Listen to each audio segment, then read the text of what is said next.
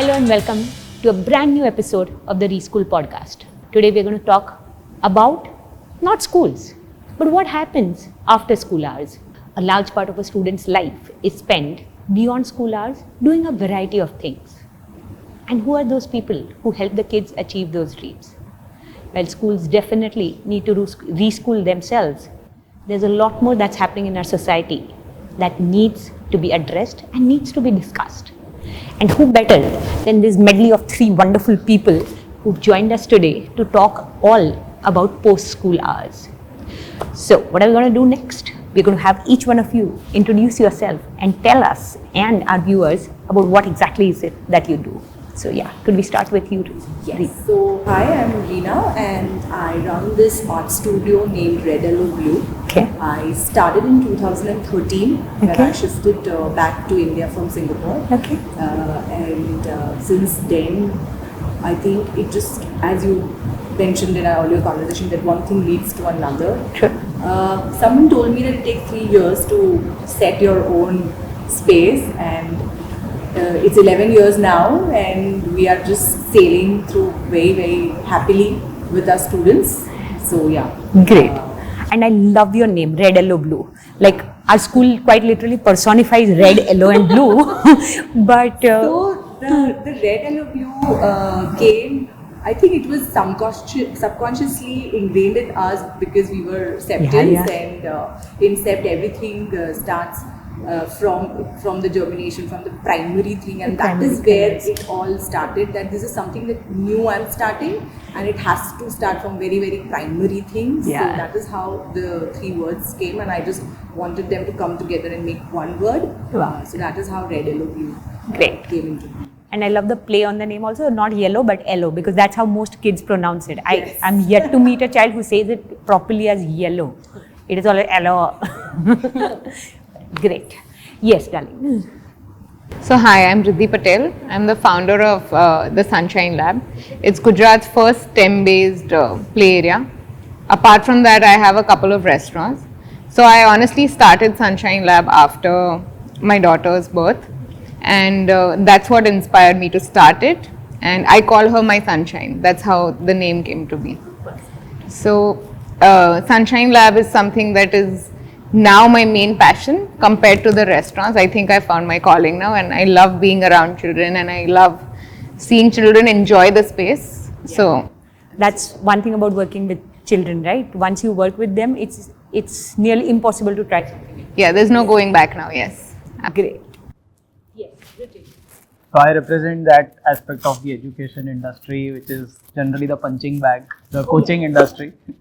And so I am an NITIM alumni, and went and worked in the corporates in the strategy functions departments. So it was my mom who was in the education sector, and that has always been the calling that yes, I want to come back and do something. And also during my times at these national universities, it kind of felt that students in Ahmedabad hardly have any exposure. That's when I thought that I should come back. So I typically call my journey from the boardroom to the classroom. And it has been fun so far, 3.5 years since I have joined my mom. And I think that's one thing we share in common, where our mothers were the ones who started with education, and I think we're second generation. We're just blessed to be in this space. It's the same case with us. Oh, is it? Yeah. Okay. So my mom teaches since last 20 years. And that is how. Oh, really? What does she teach? Art? She is into academics. She teaches English and social science. Yeah, so that is how I think there are now 3 of us. That makes it, you're the only one missing. To start with, could you just tell me what are the kind of basic misconceptions or wrongly placed expectations that, say, parents have when they enroll their children into your classes? So almost all parents that we meet as a school leader, they, no matter what the school offers, the parent is always yearning for something to do, sometimes also as a stopgap. कि मेरे sir पे नहीं बैठे इसके लिए भी मैं class में भेज दूँ kind of a thing. There are parents of that sort, but then there are also parents who genuinely want them to be a part of something that would help them grow in a certain manner. But I'm sure you encounter all kinds of parents. So what are the kind of parents that you met, and what is the general misconception that you come across? When I started the studio in 2013, nobody knew me, and so I had to encounter all different kinds of parents, and my job was more that time because I had to convince them what I have to offer to them. And over a period of time, the way parents have trusted the studio to the core that I still have students who are with me since last 8 years, 9 years now. Wow. They have literally grown in front of me. But yes, as you said, that there are few students who do want to tag along because their friends are coming over. But I think as an educator, it is our job, it's my job to put it across to the parents. What do we have to offer, whether it fits into their expectations and their philosophy. If we both are on the same frequency, then we go ahead. I think that is our job, to make them aware what we have to offer. So yeah, so that is what we do. Okay. So what he's saying is that more than misconception, if at the beginning we've shared clearly of what they can get and what they cannot get, then the relationship is much easier to handle. So in our case, most parents think play areas or play areas have this tag of a place where you actually just drop your kids to play and they're whiling their time just playing. But little do they know that there is so much learning that I observe happening. Say for example, a child is just left to play with the Lego wall that we have and they create masterpieces. We have, even sharing. We have these pretend play areas. And that aspect also I've seen, they'll take turns on their own. There'll be an older girl guiding a little child, give her there's so much that goes on that it's not just play. So I think that pretty much that misconception most parents have, that they're going there, but they're going there to kill time, like you said. But it's not that. So there's so much that happens, which that goes beyond. Interesting. So while parents sign up their kids for a play area, they want something beyond play. So they're looking for something, or they need to understand that play can be educational. Exactly. Okay. That's yeah. Interesting. On the other hand, I insist on kind of free play and Yeah. no agenda play. Yeah. Because we are so obsessed with having our children become productive. We're so obsessed with having them do something all the while. It's as Yeah. if it's a crime and a sin to not do something. Not do something. There are times when I've literally had to tell my daughter, I'm like, close your books and just leave it. Yeah. You don't need to constantly be doing something. I think that is the need of the hour right now, because we are so much goal oriented. Oh, yeah.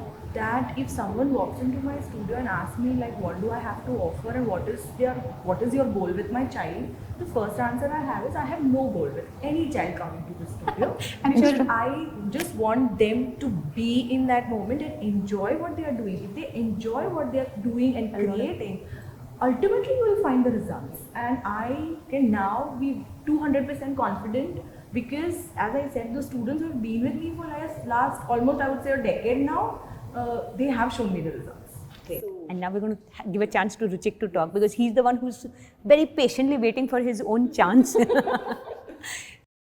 So in our case, I think the biggest misconception that parents have is that we have a magic wand, like double fees le lo but results 2 mahine mein lao. And sometimes parents forget that it's not a supply problem, it's also how much a child can actually consume. And the best analogy that we give is that, like, if you have a mango tree and if you put 5 times the fertilizers and 5 times the water, the mangoes are not going to come in a year. It will take time. You have to trust the process. But yeah, this is a common problem, misconception that we face. True.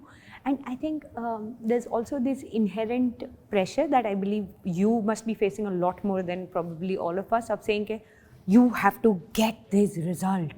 This idea of, I think as an art studio, as a school, we might be able to get away with this idea of saying we are a holistic space and we are a play space and this and that.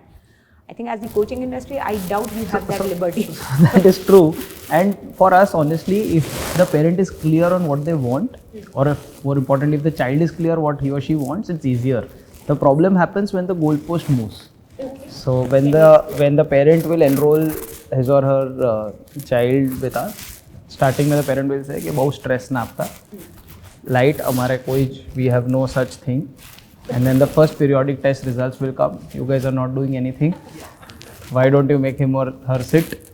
And 4 घंटे बढ़ाओ, 10 बार repeat करवाओ. So when that goalpost changes, that when it becomes very difficult. If the parent just let us do the job that we are supposed to, then I think the results will come. So you work with a certain age group and a certain segment. In our case, we work with all the way from say 1.5, 2 years till 18 years. So there's a very specific age when we see this shift. When the parent enrolls their child in the beginning, the parent is very okay with the play and with this and that and all of it. It's around the age of 10 or 12 when grade 5 is being crossed, suddenly the parent wants all the academics. Suddenly the parent is interested in the results and all of that. ये क्या है, वो क्या है, ये exam, वो exam, all of it. So yeah, we've seen that shift and all.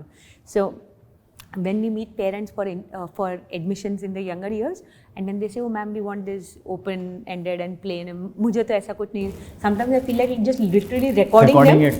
and Sign filing it along.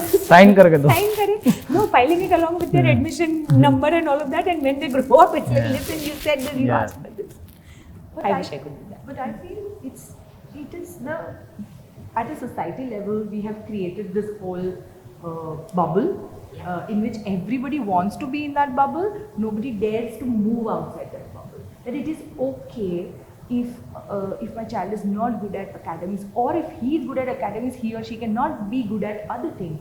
It is okay. And for someone to accept, I think I am fortunate enough to come across parents who are like that, and I think we have to burst that bubble together as educators, because and help our parents realize that, because I think that's our main job, rather than scoring 90 and I don't know how much. 99.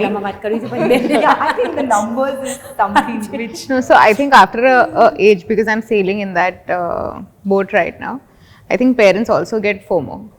This child is doing this and that child is doing this and that. Oh, I want to try this. I hope I don't miss out on making my child risk. What if I don't take that pressure on, but I see it and I observe it, that I want to make my child try everything. So okay, so this time we'll start with Ruchik.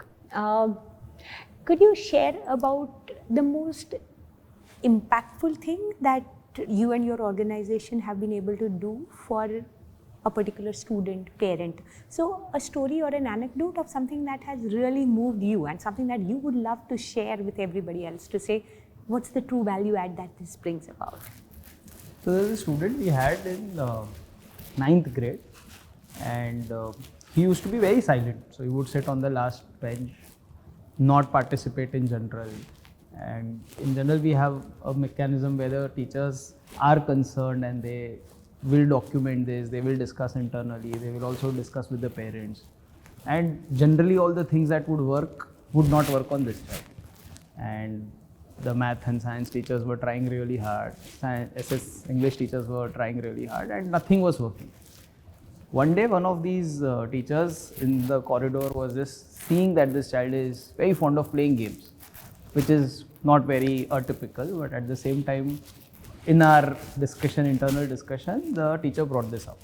And the next class, the math teacher had of coordinate geometry, and the entire case study that the teacher, he deviated from our usual structure and the slides, and he said, I will teach coordinate geometry through games. And the entire concept was taught in that fashion, and then suddenly that child was like, okay, someone is talking my language. And since then, he went on to do really good in his 10th grade. Today he is preparing for JEE and doing really well. So I think this is one example where, as you also rightly said, if as educators we come together and if we are able to discuss these insights. This was a case where an English teacher saw something and discussed this insight with a math teacher.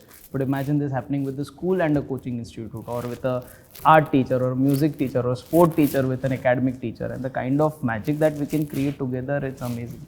True.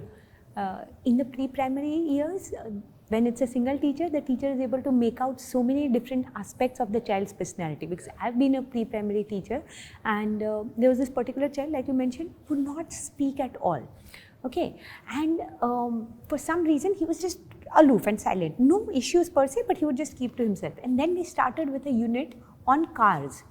And suddenly you should see Aditya was his name, and suddenly you should see Aditya come alive. It's like, he participated the most. He learned almost the whole year's curriculum through that one unit. And once that unit ended, he was back to his space also. I'm like, ye acha hai. Ye. So there are certain things that just resonate with some children and they kind of just spring to life. And then of course he started to do a lot of other things, but they do come alive. So it's, as teachers, I think it's our job to kind of identify and work with other teachers, because sometimes we see a child in a silo and we believe like, isko yahi aata hai, isko yahi pasand hai, this is what this, ye nahi kar payega kind of thing. We don't even know what that child is in an otherwise space. Yeah. Darling, if you could share something like that to say.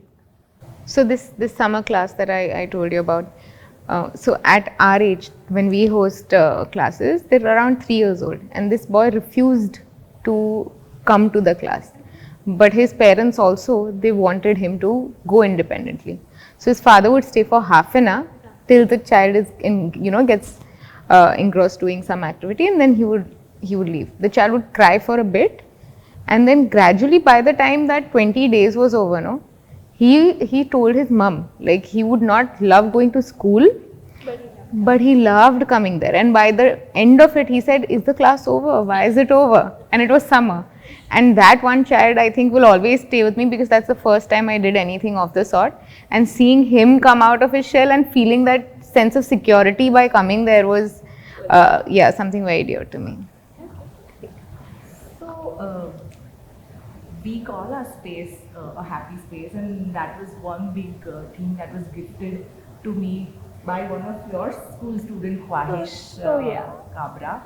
And till date, I have that thing up in my studio.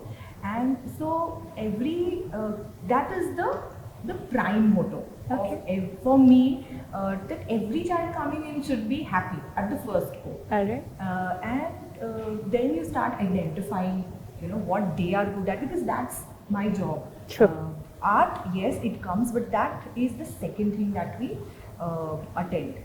So there was this one kid, his name was Ridansh, very quiet, and he used to tag along with his siblings to the art class. And one after the other, the siblings left, but he stayed on because his mother told me that you are the only teacher who is not telling him what to do. You are allowing him to do what he wants to do.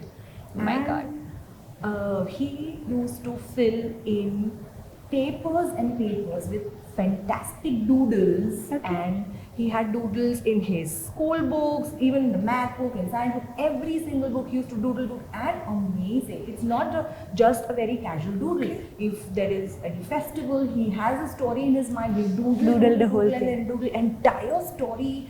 And all the projects that we did with him, irrespective of different mediums and material, they were related to his whatever line drawing and the doodling that he wanted. Wow. And we were able to achieve what we wanted to and what he also wanted to do with us. So, yeah. Amazing. Great. So, as schools, there are a variety of things that we do, right? But there are a variety of things that we are unable to do. And honestly speaking, as a school, there is very little chance that we have of, say, diving deep into something. So we are able to offer experiences of various things, but if you had to master something, probably the design of the school is not built to master anything. It's more like a holistic learning and a horizontal offering rather than deep one. So in your opinion, and this is a question that I'm asking for ourselves, what is it that we schools could do differently? So if there was one aspect about schools that you could change based on, because it's the same school children who come to you, but you perceive them and receive them in a very different environment. So what is it that we schools need to reschool ourselves in? Okay, so I feel the method that I follow, because I have a limited number of students coming. You have like tons of students coming across space. So when a child enters the space, our main aim is to identify his or her liking, what they are good at, whether they are good at speaking, whether they are good at expressing through drawing, whether they love painting, whether they love making things and creating something which is like a 3D form. So I think identification of his or her language of communication. Not everybody can communicate best in terms of giving exams. Not everybody can communicate. It is no one's forte to ace exam. It's a learned skill. what I tell all my students is that everybody has their own mode of communication. True. A dancer dances, a musician plays the music. They don't speak or write like the writers do, or the orators or the actors have to speak. So apart from speaking and writing, what are the things Other that you mediums of want to expression? express? You can play sport, you can play basketball, whatever. You can art, you can create drawings, paintings. So I think if that thing is identified within a child and guided to the parent that this is where they need to master, or they have the ability to master that particular aspect and that skill of the child. I think that That will is be. one thing which I feel. Okay, so what you're saying is that as schools, if we could identify what their strength is in terms of expression of the self, and once that is identified, we could probably assess various things through that, and also inform the parents about it, to say that don't expect the same level of expression in all media, but probably this media This media, that kid will excel, Will excel. at least for the foreseeable future, because Yes. honestly I've seen a lot of children evolve and change also. So while they may be in love with certain things in certain years, 2 years later they suddenly like metamorphose into something else, and I think that's but yeah, I understand. So what you're saying is, as schools, if we could have a wider net of assessments rather than this myopic view of saying how do children work can be assessed only through the written work and at best oral work. So because as I said, my mom is a teacher, my husband is also into academics. So when they have a very different language of discussing within themselves. They are a part of your fraternity. And then, She clearly is not very fond of it. yes, and there is always a tussle between me and my husband, and he's like a very pro that the kids should go through a formal education, and I'm like, yes, formal education is necessary because kids need to be aware of all the different subjects, but we also need to identify what they really want to do first and what they are good at. I think they're two different things. So sometimes they themselves don't realize what they want to do. So as adults, if we are able to bring that forth, That would be great. Yes. I was going to pretty much say just that from a parent's perspective. I've gotten some very good feedback from my daughter's school up until now, like her. And they tell me that she's good at this, which is what I was hoping for, from her further schooling. Of course, I'll have the mark sheet. But apart from that, if the teachers, because this is what they've done brilliantly so far, or the school that she would go to, could let me know what she's actually good at and interested in and excelling at in school, apart from academics, that makes my job much easier on what to make her focus on post-schooling. And she pretty much got to that point, And so if you could have open communication with parents, and whenever you find those things, let teachers get that point to parents, it would be a great help as to, what to make them do post-school.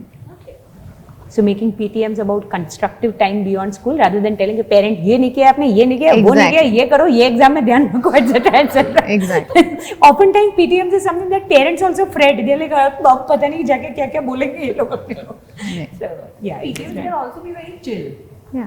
tell us about it. Yeah, there should be a very Tell us about chill it. conversation. Though I'm not a parent, so I'll not be able to understand. The But PTMs yeah. are chill till grade 4-5. Then they're not. I get that. I think in general, I don't know if it's an educator's problem or in general it's a so-called intellect's problem, that we have this desire to come to a conclusion where we have this habit कि report card में finally ये हुआ, so we would say कि अच्छा analytical skills ऐसी है, critical thinking skills ऐसी है. And I think what you rightly said, finally there would be an expert in every field. The school cannot and should not try and nurture each and every skill set. So rather than just the assessment in the form of a report card, if there is a way that the process is documented, and if that can be shown to different people, like we have a full body scan, we have an MRI, we have a CT scan, and then that is shown to an MD of that field, and then he or she diagnoses or says, okay, this is. So now if the way a child is learning, if that is, let's say, brought to a coaching institute, so then an academic team can say, okay, this is how we can help. Or if the doodling pattern of a child is shown to maybe her, then she is going to help how can we make you a visual storyteller. I don't know. But the documentation of the process without that urge to summarize, infer, I think if we are able to do it, which is a very effective system but a very inefficient one, and parents would generally want कि ये सब ठीक है, summary में बताओ marks कितने हैं. So it's a challenge, but I think if we are able to do it, and again I would repeat that if we can work together, then we will be able to really help the students. Wow. So what you're saying is that if schools could focus more on the process rather than the product, documentation of the process, and bring it out, bring it forth to the parent to say that what you're seeing on the report card today is just a snapshot. Is just a part of this day. There's a lot more that has probably gone into it. And in fact, if we look at NEP and the way things are changing, like where the weightage is shifting from summative assessments to formative assessments, it is essentially going in that direction, that don't just rely on the final annual exam results. Focus on how the child is doing projects, focus on how the shorter exams are going, focus on a lot of other things. So directionally, I think we all want to do the same thing, but today no one is doing it. I think many years ago CBSE started with this CCE. Somehow it wasn't well managed or well received by the schools or whatever. It didn't. Honestly, it was a great initiative. Unfortunately, died its own death. Moving forward, what are the trends that you see presently in each of your space? So you're also in a space where there is constant movement. So today there is art, tomorrow there's dance, then there's something else, there's AI, there are new and new opportunities and new spaces popping up saying, oh, if you don't do this, your child is going to feel left out. Oh, if you don't enroll himself or herself in this class, then something is going to go awry and all of that. So what are the trends that you presently see, or what are the trends that you perceive are going to come to our country, our city and all of it? So what is it that you foresee moving forward? So what we are seeing is that the latest generation of parents, they are far more evolved, they are far more aware, and that constant and only push, one-dimensional push on academic excellence, that is reducing. So the parent actually is caring about the balance that the child should have. The parent is actually caring कि अच्छा ये सब आप कराओगे तो time क्या मिलेगा बाकी चीज़ें करने का. Earlier, the USP of any coaching or so-called tuition center was कि how many hours do you keep the child at the center? In the center. क्योंकि earlier it was only babysitting.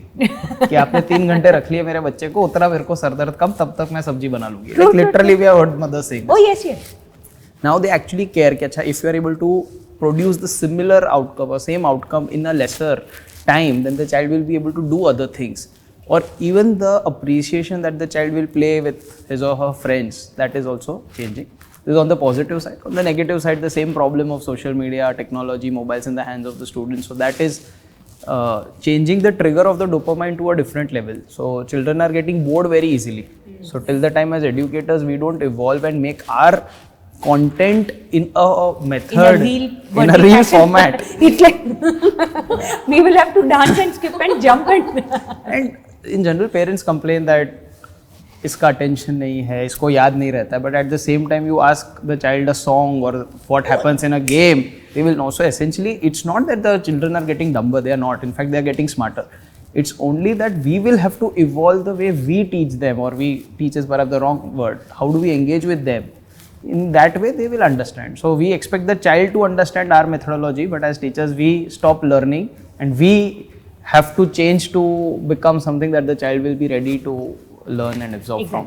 I think we will have to cater to the audience that's there in our classrooms, rather absolutely. than assume and believe that it's the same batch that I used to get 20 years back. Okay, good. Thank you so much. Yes. So, learning wise, like I said, my play areas, it's self-explanatory. But apart from that, what we've seen is people are looking for things to do on Saturday mornings. Because when I was studying, we had Saturday school. So Saturday mornings is when we're most packed. Saturday mornings is, because parents are looking, Sundays everybody wants to be home because it's family day. But Saturday morning, is when mamas will also come in with children. It's become a nice social hangout for mothers in that sense as to they're with their children also. And the mothers who used to meet in school earlier during mother toddler or things like that, those courses, this now becomes a place where they can socialize and those children can get together and play as a group also without the stress at home. So I see more play areas and things like that coming up. And then he mentioned screen time. So that is another thing that the play area really helps with. So we have people who send their children 2-3 hours very regularly every Saturday morning. And quite often, they'll come in and then those same children are doing classes in the evening also. So we host, again, like I said, art classes, we have fitness classes. So people are trying to engage in more activities and classes, again, to avoid screen time. Okay. So there is growing awareness of the impact that the screen has on our health, and there are measures that people are taking by enrolling children as well as themselves probably in various classes. Yeah. Okay, great. Yes. So, as far as evolving the teaching method or engaging with kids, yes, there is a lot of things that we have evolved with, but not in terms of the tasks that we do at the studio. Because the day I started the studio, I was very sorted since day one. Everything in the studio will be made from scratch and it is going to be handmade. Okay. So the trends you are seeing are So now there were requests that why don't you teach digital art? okay. That is where now again the screen time comes in. Okay. And again I was very sorted, very clear with what I want to offer. So it was a complete no-no. Even till date I am very clear that I don't know how long I run the studio, but I am not bringing in any single screen. Okay. I am not the one who's going to teach them all the Procreate or maybe different softwares like Photoshop. No, this is not that place. This is the place where they need to value things which are made with hands. Okay. So that when you go out and when you come across craftsmen or artisans, or for that matter, a guy who's making furniture in your house, if you're getting your house renovated, you need to value every single thing around you that is handmade, because that is how I have been brought up. Okay.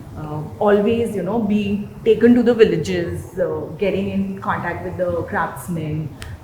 Even today we had a plan to go to Ravivari, which I ditched in the morning because that is like a go-to place. Okay. So I think evolved. I think I have evolved. The studio has evolved in terms of the attention span. I would say that is my task as an educator, where I have to evolve my teaching pattern, not in terms of bringing in new things into the studio.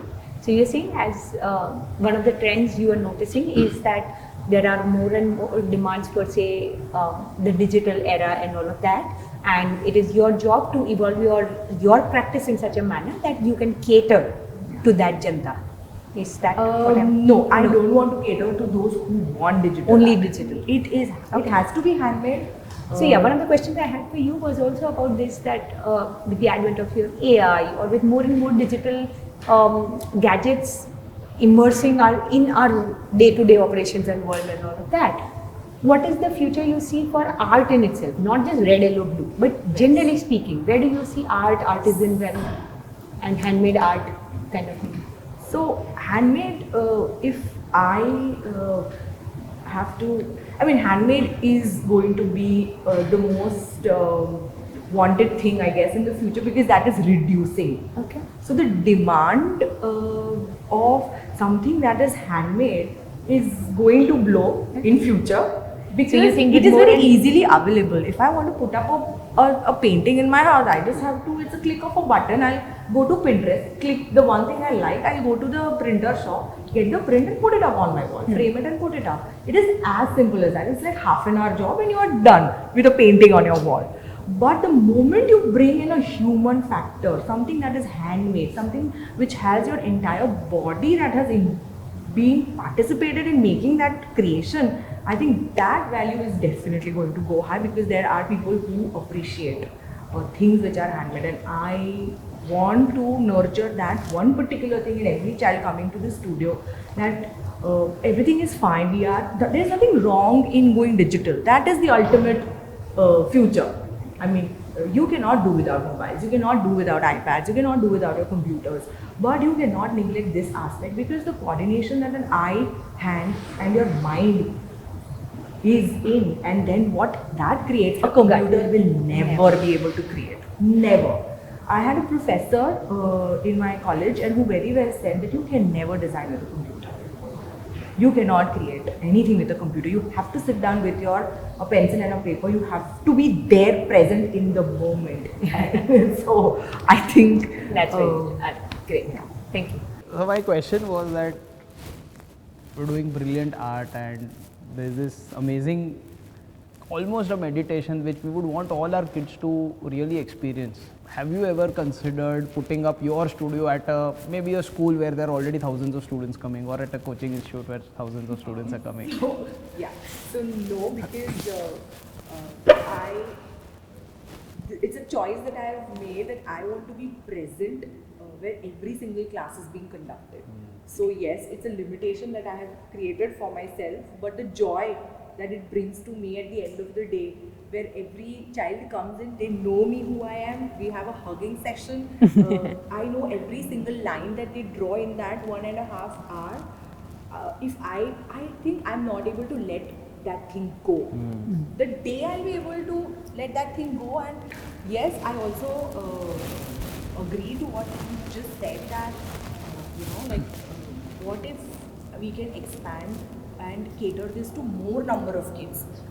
Yes, that is definitely possible, but at this moment, in this moment, I think You're not ready. You will never be ready till you actually do it. That is again the MBA, or I don't know. Have you done your marketing in MBA. MBA in marketing in yeah? So- because he sounds like my husband. All MBAs sound the same. So yeah, you're right.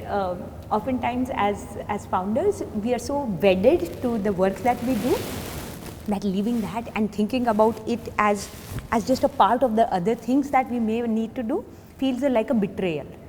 It feels as if we leave this, then this is not going to be done well enough, and what if we have to pay a price for this, and what if this doesn't go right, and all of that. I've been on both sides of the table. I've been the teacher in the classroom, I've been the one to check notebooks, and I've been the one to change nappies and all of that. And I've also been on the other side where I've had people who would do that job better than what I've been able to do. I'm thankfully, we have a team that, and of course it's been backbreaking work to find that team, but today we have a team who does their job so much better than what I would have done had I continued to do what I'm doing. So And also only when you get a macro view and after having that hands-on experience. So True. directly getting in the macro view is also doesn't not, work. So that is going where to we work. have a problem with the MBAs, where MBAs come in with only the tie, they have no experience of being That's right, hands-on. Only the photo. No. Generally speaking, Yeah. the corporate world, if they don't have a deeper experience of the work that they're doing and they just come in saying, giving the consultancy gnan, then it probably doesn't fit well. But for somebody who has learned the ropes inside out and understands the innards of how, and then if you choose to scale, and again it's a choice, it's not something that you can and it's enforce. not necessarily rewarding. Yeah. I mean, in terms of the happiness quotient, it's definitely not rewarding till a very long time, and after that it all starts making sense. Good luck with that. All right, and with that we come to the end of this session, but the end of it is something interesting. I want all three of you to pick up the book Reschool and go through it, and there are various illustrations and questions and all of it, and if you want to just spend some time and pick out something that you would probably want to ask me to say. I already know what I have to ask. Oh, okay. I just have to find it. He's done his homework well. No, I was at the launch event of the book. There's this thing on assessment versus feedback. Yes. And I have used that so many times, because when the teachers give me gyan that I don't understand academics, I say, what is the difference between feedback and assessment? And generally they don't have an answer. So I would ask the horses. Okay. So From the yeah, book. Yeah. feedback and assessment in equal Yes. measure is one Yes. of the Yes. things. So you were asking what is the difference between assessment and feedback? And what is required at what age group, or in general, what is your view? In general, what I've noticed with schools specifically is that we assess a child on a variety of parameters, and then we leave it at that. We write it in a report card, we give it to the child, and somehow we believe and assume that the child will now understand what to do with it. It's like मैंने सब्जी बनाया आपको I gave it if you're looking at a restaurant setting, the food critic came in, said this etc and that's it. But if there's no, the feedback kicks in when you're telling them how to get better. So if that one-on-one session doesn't happen with the child to say that you are at point A, if you want to reach point B, this is how you need to draw better, this is what you need to underline, this is what you need to rewrite. If that session hasn't happened, the assessment holds no value because it has given no playbook to the child to say what to do next. We assume and believe as adults that just by giving the report card, the child is going to figure it out. Honestly, if the child could figure it out, the child would have figured it out by now. So I just find the entire idea of assessments to be futile if you're not going to spend the next 1 or 2 sessions talking to the class, to the school, to the child, saying what is it that you could do differently. So, and in general, you are observing that there is a lot of assessment which is happening in general in the market. Oh, massively. And we're obsessed hardly with feedback. Yeah, we're obsessed with test taking. There are so many tests that we end up taking that we hardly have the time to teach because we are preparing for one thing or another. And this I'm talking generally speaking. In our schools, like we don't do Olympiads. Every year we get hundreds of requests for Olympiads. It's a deliberate thing that we don't do Olympiads. We've had parents who literally threatened us saying, if you don't do Olympiads, I will enroll my child in some other school. And we're like, okay, be my friend, go ahead. But and this is not to sound prudish or anything. It's just that I believe we need a lot more time to learn rather than test. Because testing should be just a minuscule part of the learning process. And the world over, all your life, things are going to keep testing you. It's only in the school life that you get to make mistakes, that you get to make errors and not be the scapegoat for it. So yeah, definitely we're testing more and more than teaching. Yes, thank you. Yes, anything else that you guys? So I just saw this particular page, it says assess the teachers too. But the question is different from how, because I'm personally interested to know this thing, that how you with your teachers, when you sit down, what are the feedback, or what, not feedback, but what are the things that you all together come up with as mentors that you have to bring a change within yourself so that you can, Okay. So how, I'm interested in what are the conversations and maybe what are the things that pop out while these things are discussed, and what are the things that we need to learn and unlearn so that we can be better with kids the next day. Because that is, I always tell my kids that I also do my homework. True. I also update myself. I also learn. So I also want to know that what are things that pops up in a school at this scale. Because my scale is very small, but at school level, what are the things? So what you're saying is the same thing, to say that we may have assessed the teacher, but then what does the teacher need to do? What feedback and what learning does the teacher need to have in order to get better at her practice? And how do we do it in our schools is what? Multiple things. So for us, training and professional development is an integral part of our DNA. So one of the simplest things that we begin with is there is a daily lesson plan that the teacher makes, and at the end of the DLP is a section called reflection. So every day, every week, the teacher has to write what worked and what didn't work. So what are the things that went off well, and what are the things, and then the immediate supervisor kind of reads through it, helps them, guides them, works with them one-on-one and all of that. So then the leader also knows where is it that this teacher is struggling. Because every day I may not get the time to go up to my leader and say that, hey, listen, today's lesson plan was bonkers and this child drove me nuts and this didn't work.